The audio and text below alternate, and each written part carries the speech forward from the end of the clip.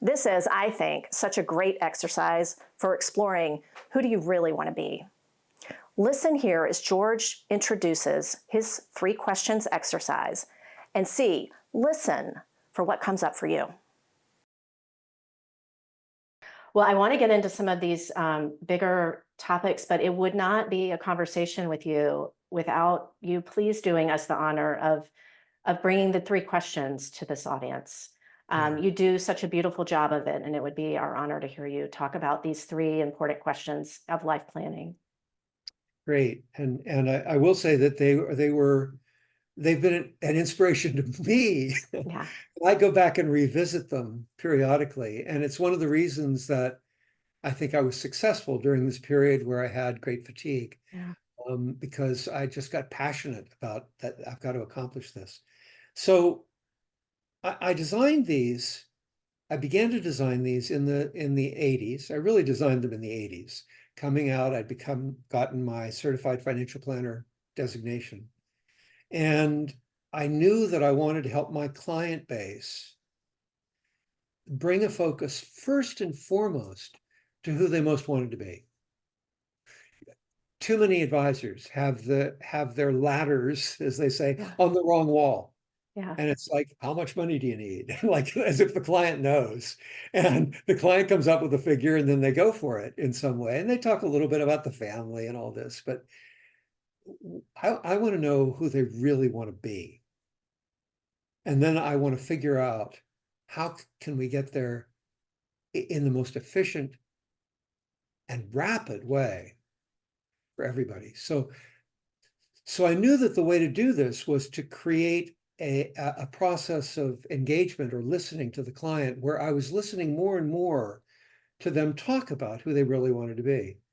So questions often help, and I came up with these 3 questions.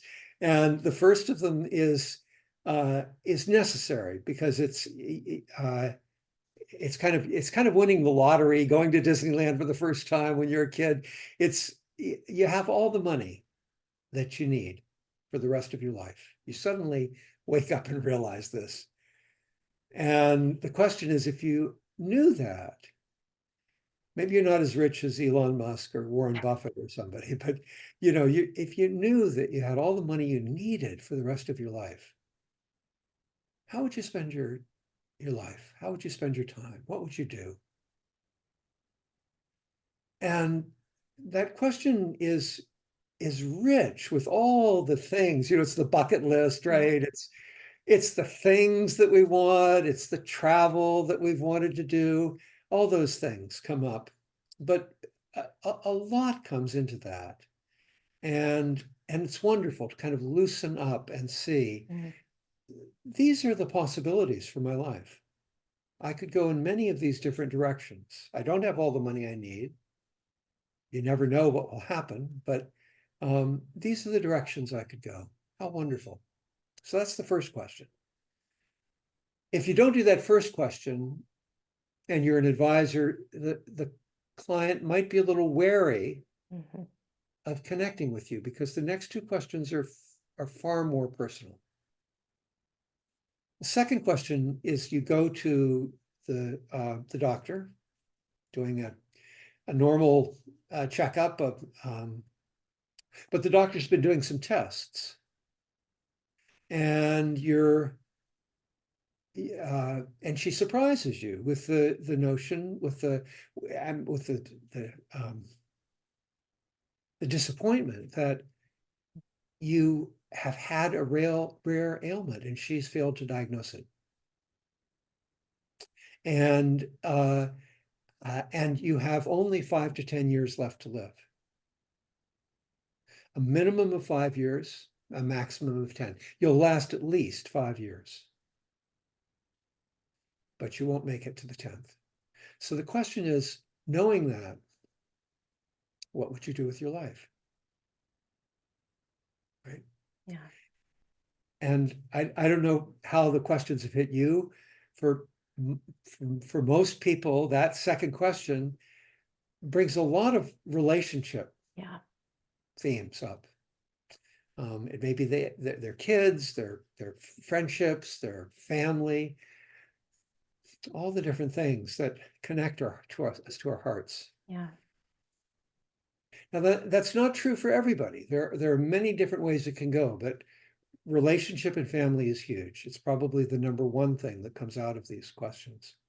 So you've begun to narrow and get down to what's really important. These are more important things than that smattering of things where you won the Right. lottery and you had all the money, right? Yeah. And the third one goes even deeper. Yeah. And it's set up the same way as the first, but it's not the same question. So you go to the doctor again and again, the doctor shocks you this time with the news that you've been misdiagnosed. You have a rare ailment and it has come to term. You have 24 hours left to live. The question is not what you would do at the time. The question is, what did you miss? You know, reflecting on all the things you'd anticipated doing, what did you miss? Who did you not get to be? What did you not get to do?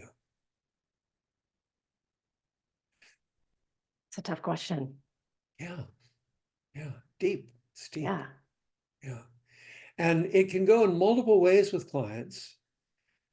The majority of clients will hear it and they'll reflect and they'll put down, if they're writing, or they'll express it verbally, the things that are deepest to them. And there'll be a recognition that this is what's important. This is really what I should be after right now.